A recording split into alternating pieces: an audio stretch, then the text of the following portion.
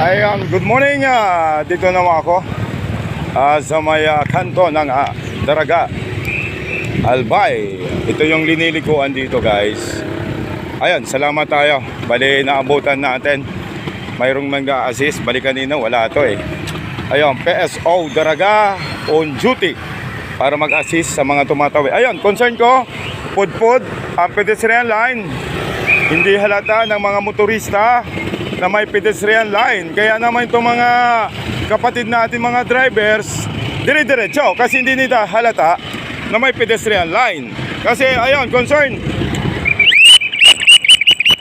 Daraga, City Engineering sa Daraga, paki-assist naman tong pedestrian nyo.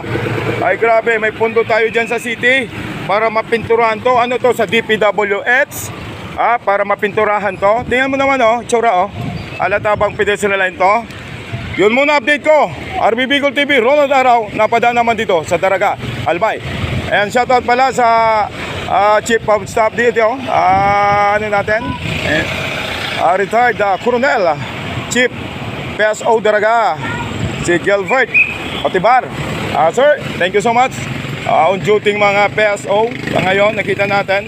Iniwanan na naman ni Sir.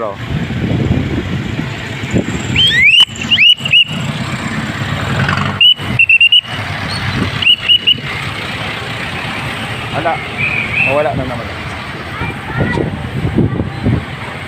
Ayan, mayroon na, may naglalakad na, nagradyoan na sila.